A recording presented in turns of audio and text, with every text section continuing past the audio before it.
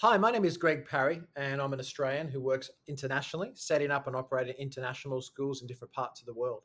I lived in China for 8 years, and I had a fascinating time for a large part of that some projects we worked with the oldest living descendant of Confucius, Mr. Kong.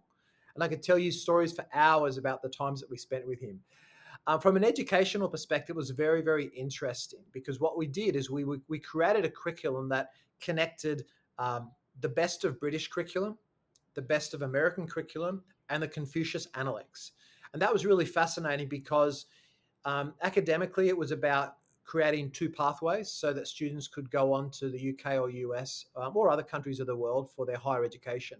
But also, it was about infusing the cultural heritage of China, which is something that we also really believed in for Chinese residents. We also really love the idea that it was a best of the best approach. You know, people often say to me, "What's the best curriculum?" And I often say, "Look, it depends on the context and where it is, but there's great things about all curriculum."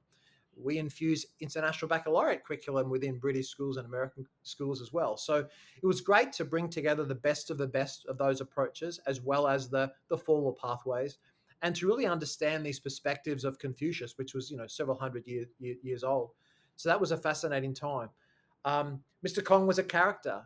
He was a party guy. We spent lots of time having incredible food and sometimes maybe partying too hard. But he was a very, very generous man. We would get frustrated with him at times, but on reflection, most of it was about a different cultural perspective. His idea about education was very, very different to ours. He would sometimes, he would turn up at maybe at 10 o'clock on a Tuesday and suddenly call an assembly of the whole school because he had some dignitaries in town in tow that he wanted to show off the school to. So we would have to stop classes at 10 o'clock and then, bring everyone to an assembly so we could show off his students and his school to the dignitaries.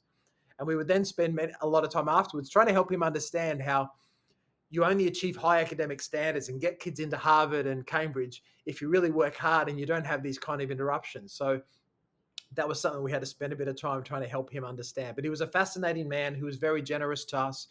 I remember one time we traveled to the US with him to attend a conference, and my wife Shanna's parents joined us in Seattle to attend that conference, and he knew that it was their recent wedding anniversary.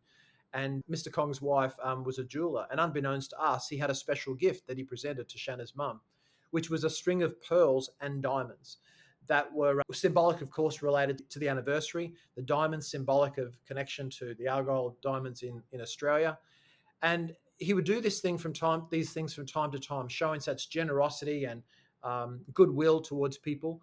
So as much as we got frustrated with him in the ways that were definitely related to different culture, we loved spending time with him, and we have treasured memories that will last forever in relation to that particular project.